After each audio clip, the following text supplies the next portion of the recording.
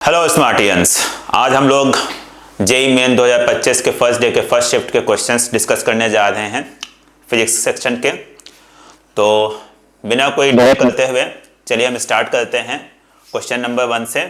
क्या क्या आए हैं देखते हैं क्वेश्चंस।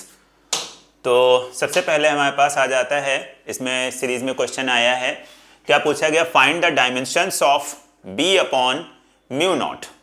तो इसके हमें डायमेंशंस निकालने हैं बच्चों।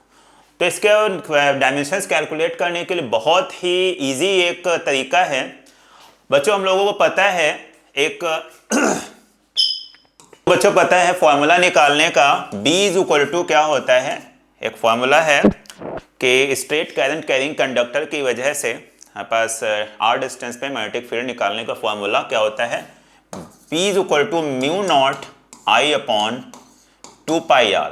इस फॉर्मूले का हम यहाँ पर यूज करेंगे और इस फॉर्मूले का यूज करने के बाद में बहुत ही आसानी से आप देखेंगे कि इसका हम डायमेंशन निकाल सकते हैं। तो इससे हमें क्या मिल जाएगा, इससे हमें मिल जाएगा B upon mu naught is equal to क्या आ गया, I बाई 2πr आ जाता है। अब बच्चों यहाँ पे हमारे पास 2πr, 2π क्या है, डायमेंशन लेस है, तो हमारे पास B अपॉन म्यू नॉट का जो डायमेंशन आ जाएगा वो किसके इक्वल आ जाएगा, ये हमारे पास आ जाएगा, इसका डायमेंशन ये आ जाएगा इक्वल I बाई आर के डायमेंशन के इक्वल आ जाएगा।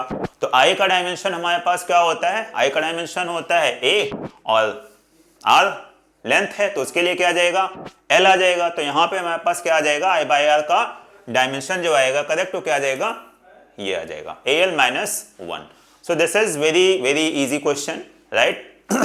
बच्चों फिर से अगेन जो फिजिक्स के सेक्शन के हैं वो बहुत डिफिकल्ट नहीं पूछे गए हैं, एवरेज और इजी के बीच में ही हैं, राइट? क्लियर? चलिए आगे चलते हैं। नेक्स्ट क्वेश्चन क्या है, ओके बच्चों, तो अब नेक्स्ट क्वेश्चन है हमारे पास, इसमें बोल रहा है कि solid sphere of mass m radius r exert a force F on a point mass. Now a concentric spherical mass m by 7 is removed. What is the new force? तो force question पहले देख लेते हैं क्या है। ये बोल रहा है हमारे पास एक कॉन्सेंट्रिक स्फीयर कोई है और इससे हमारे पास किसी डिस्टेंस r पे सपोज कर लेते हैं, एक हमारे पास मास m रखा है P पॉइंट के ऊपर, यहाँ से एक कैपिटल R डिस्टेंस है, ठीक है, जिसपे ये हमारे पास स्फेरिकल मास रखा गया है कैपिटल R रेडियस का, राइट? अब इसमें बोला गया कि कॉन्सेंट्रिक हमारे पास कोई एक शेल लिया गया, उससे ये मास कितना निकाल लिया गया, m/7 का निकाल लिया गया है ऐसे, राइट? तो अब बच्चों यहाँ पे पूछ रहा है कि इसके ऊपर फोर्स कितना लगेगा। अब अगर ये टोटल मास m था, m/7 निकाल लिया गया, तो बचा हुआ मास कितना आ गया, 6m/7 आ जाता है ये, ओके। बच्चों में पता है कि ग्रेविटेशनल फोर्स का फॉर्मूला क्या होता है, प्रोपोर्शनल होता है m1 के m2 के अपॉन दोनों के बीच के डिस्टेंस के स्क्वायर के। यहाँ बच्चों एक मास चेंज नहीं हो रहा है, डिस्टेंस चेंज नहीं हो रही है, केवल दूसरा जो हमारे पास स्फेरिकल मास है उसका ही केवल मास चेंज हो रहा है, राइट? स्फेरिकल ऑब्जेक्ट है जो। तो इसका मतलब यहाँ पे जो हमारे पास आ जाएगा वो फोर्स जो स्फीयर का मास था केवल उस पर डिपेंड करेगा, राइट? अब इसका मास कितना हो गया है, 6m/7 हो गया, तो इसका मतलब फोर्स भी हमारा कितना हो जाएगा, ये आ जाएगा 6F/7। तो इसमें करेक्ट ऑप्शन हमारे पास कौन सा आ जाता है, सेकंड आ जाता है। क्लियर सभी को? चलिए तो नेक्स्ट क्वेश्चन पे अभी हम चलते हैं। तो नेक्स्ट क्वेश्चन हमारे पास क्या है, नेक्स्ट क्वेश्चन बोल रहा है कि parallel plate capacitor of capacitance 40 microfarad is concentrated to a 100 volt power supply.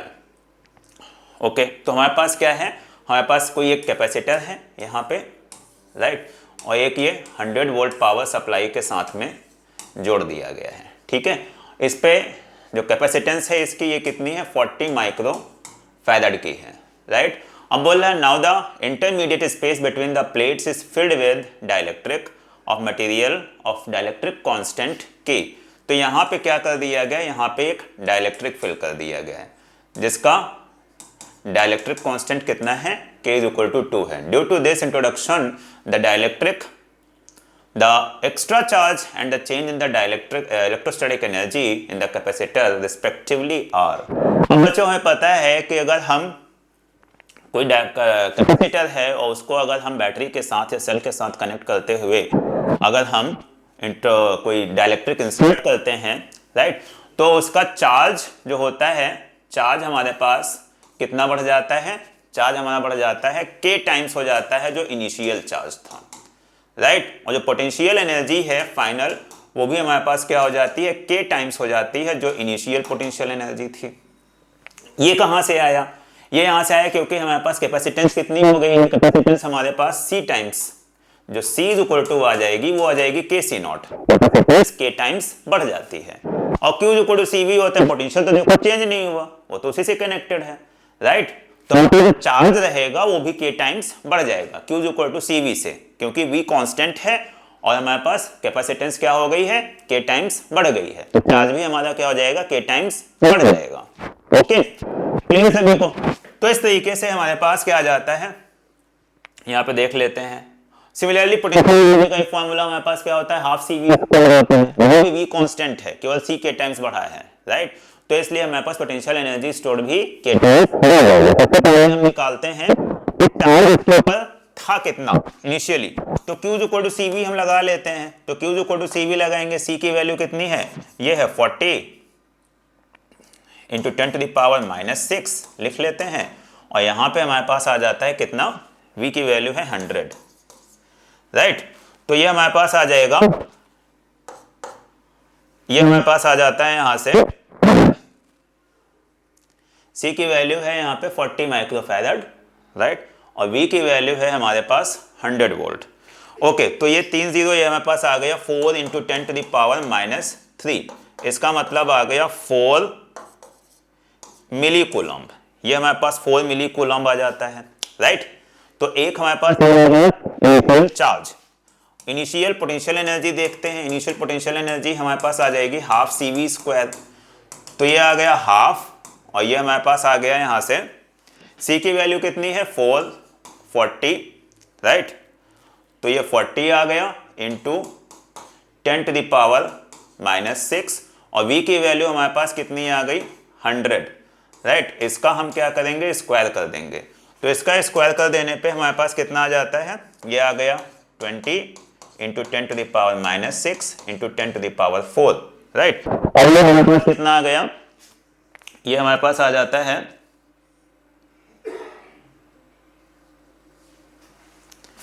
ये हो गया 5, और ये आ गया कितना हमारे पास, ये आ गया 0.2, क्लियर।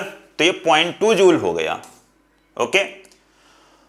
तो यहां पे बच्चों हमारे पास क्या आ गया, ये 0.2 जूल आ गया, राइट, और यहां पे हमारे पास आ गया 4 मिली कूलम्ब, ओके। तो जो हमारे पास फाइनल चार्ज आ जाएगा, फाइनल चार्ज कितना आ जाएगा, कि इसे अगर मल्टीप्लाई करेंगे तो ये बन जाएगा कितना, ये बन जाएगा 8 मिली कूलम्ब, और ये बन जाएगा हमारे पास कितना, इनिशियल जो था, ये फाइनल सी से कैसे मल्टीप्लाई करेंगे कितना बन जाएगा 0.4, ठीक है। तो इस तरीके से हमारे पास आ जाता है 0.4। तो बच्चों यहाँ पे हमारे पास जो आंसर दे रखे हैं, ये इसमें कुछ गड़बड़ी है, ये 8 मिली कूलम्ब आना चाहिए और ये आना चाहिए 0.4, ये फोर्थ हम लिखते हैं यहाँ पे 8 मिली कूलम्ब, और यहाँ पे आना चाहिए 0.4 जूल आना चाहिए ये, राइट। तो इस तरीके से ये वाला क्वेश्चन हो जाता है। अब हम आ जाते हैं नेक्स्ट क्वेश्चन पे। तो नेक्स्ट क्वेश्चन हमारे पास क्या है, बोला है यूनिफॉर्म सर्कुलर डिस्क ऑफ, बच्चों इसमें ये हमारे पास मेमोरी बेस्ड क्वेश्चंस हैं, तो ये शायद जो है ऑप्शन टाइपिंग में भी इशू हो सकता है, ठीक है। चलिए चलते हैं नेक्स्ट क्वेश्चन पे। बोल रहा है कि a uniform circular disc of radius r and mass m is rotating about an axis perpendicular to its plane and passing through its center. A small circular part of radius r/2 is removed from the original disk as shown in the figure. Right? Find the moment of inertia of the remaining portion of the original disk about the axis as given above. Okay. तो ये बोल रहा है यहाँ पे हमारे पास क्या है, एक कोई डिस्क है, r रेडियस थी जिसकी, और उसमें से r/2 रेडियस का डिस्क कट करके निकाल दिया गया। अब हमें क्या बचाना है, जो बचा हुआ पोर्शन है, इस बचे हुए पोर्शन का मोमेंट ऑफ इनर्शिया निकालना है about the centre of this larger disc. Okay, तो अगर हम यहाँ पे देख लेते हैं, ये हमारे पास इसका मोमेंट ऑफ इनर्शिया I1 है, इसका मोमेंट ऑफ इनर्शिया I2 है। तो टोटल जो हमारे पास डिस्क का मोमेंट ऑफ इनर्शिया अगर I है तो I इज इक्वल टू क्या हो जाता है, I is equal to I1 plus I2 हो जाता है। ओके, अब I1 का क्या आ जाएगा मोमेंट ऑफ इनर्शिया, I की वैल्यू हमारे पास आ जाती है, इसे क्वेश्चन हम अगर 1 अज्यूम कर लेते हैं तो I की वैल्यू आ जाएगी कितनी, ये आ जाएगी, डिस्क है तो हाफ mr² आ जाएगा, राइट। अब बच्चों ये पता है कि अगर हम r/2 रेडियस का यहाँ से कट करके निकालते हैं तो कई सारे क्वेश्चंस हमने किए हैं, ये जो हमारे पास मास हो जाएगा, अगर टोटल मास हमारे पास m था तो ये जो मास है ये हमारे पास मास आ जाता है m/4, और जो बचा हुआ मास है ये कितना हो जाता है 3m/4, राइट। तो ये वाला अगर डिस्क का हम जो कट करके निकाला गया है, इस डिस्क का अगर हम मोमेंट ऑफ इनर्शिया निकालते हैं तो इसके सेंटर के अबाउट क्या आ जाएगा, हाफ, मास कितना है m/4 और रेडियस कितनी है r/2 का होल स्क्वायर, राइट। तो ये आ जाएगा किसके, ये इसके अबाउट है। और अगर हमें क्या करना है, अगर हमें इस सेंटर के अबाउट निकालना है तो हम यहाँ पे क्या करेंगे, पैरेलल एक्सिस थ्योरम लगा देंगे, राइट। तो यहाँ पे प्लस हमारे पास क्या आ जाता है, मास कितना है m/4 है और इनटू रेडियस कितनी है r/2, इसका स्क्वायर आ गया, राइट, ठीक है।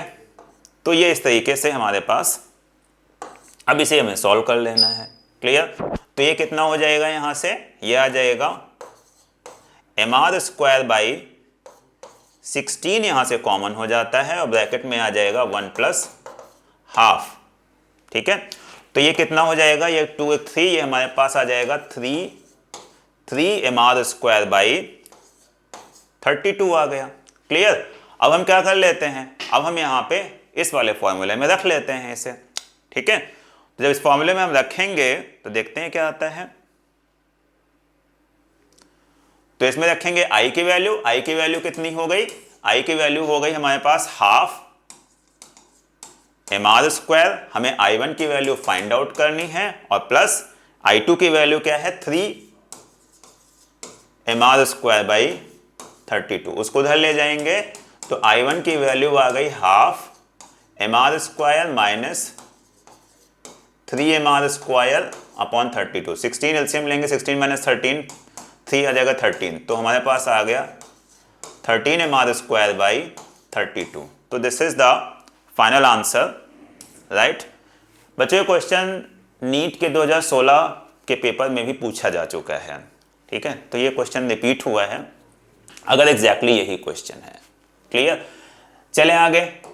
तो नेक्स्ट क्वेश्चन हमारे पास आ जाता है, बोल रहा है कि an electron in the ground state of the hydrogen atom has an orbit radius of the 5 × 10⁻⁻11, okay. फिर बोला while that the electron in the third excited state is this the ratio of, अब बच्चों ground state में हमारे पास n की value कितनी आ जाएगी, n की वैल्यू 1 आ जाएगी, और थर्ड एक्साइटेड स्टेट में अगर हम आ जाते हैं तो इसमें n की वैल्यू कितनी आ जाएगी, थर्ड एक्साइटेड स्टेट है तो n की वैल्यू 4 आ जाएगी, ओके। हमें क्या निकालना है, de Broglie wavelength of the electron in the ground state, ratio निकालना है डी ब्रॉगली वेवलेंथ का, किसमें ग्राउंड स्टेट में और एक्साइटेड स्टेट में, ओके। तो डी ब्रॉगली वेवलेंथ का बच्चों फॉर्मूला हमारे पास क्या है, डी ब्रॉगली वेवलेंथ का formula lambda is equal to क्या होता है, h/p होता है, ओके। तो यहां से अगर हम ग्राउंड स्टेट और हमें निकालना है एक्साइटेड स्टेट का, ग्राउंड स्टेट को हमने λ1 ले लिया, एक्साइटेड स्टेट को हमने λ2 ले लिया, तो λ1/λ2 this will be equal to, ये हमारे पास आ जाएगा h/p1 आ जाएगा, और ये हमारे पास आ जाएगा p2/h आ जाएगा, h कैंसिल आउट होकर p2/p1 आ जाएगा, राइट। और p इज इक्वल टू क्या हो जाता है, mv हो जाता है, मास यहाँ पे इलेक्ट्रॉन ही है तो मास कैंसिल आउट हो जाएगा, और यहाँ से हमारे पास जो फॉर्मूला बन जाएगा v2/ ये क्या आ जाता है, v1 आ जाता है। अब बच्चों v2/v1 किसी भी हमारे पास स्टेट के अंदर जो वेलोसिटी होती है इलेक्ट्रॉन की वो क्या होती है, c/137 एंड z/n होती है, इसके लिए है हाइड्रोजन लाइक एटम्स के लिए, क्लियर। तो यहां से जब हम रखेंगे इसमें तो z तो हाइड्रोजन के लिए क्या है, सेम ही है दोनों के केस में, राइट। तो यहां से जो हमारे पास आ जाएगा λ1/λ2 इज इक्वल टू क्या आ जाएगा, यहाँ पे आ जाएगा v1/v2 आ जाएगा, क्लियर। तो ये हमारे पास v, ये क्या आ गया, ये आ गया 1/n2, और ये हमारे पास क्या आ जाता है, ये आ जाता है ये आ जाएगा n1। ओके, तो n1 अपॉन n2 आ जाता है, n1 अपॉन n2, और n1 की वैल्यू कितनी थी, 1 थी, n2 की वैल्यू कितनी है, 4 है, तो आंसर इज 1/4। यहाँ पे 4 दे रखा है, शायद कुछ टाइपिंग इधर है, तो यहाँ पे हमारे पास क्या आ जाएगा, ये आंसर आ जाता है 4। क्लियर, समझ में आ गई बात। तो बेसिकली ये हमें बताना था, ठीक है ना,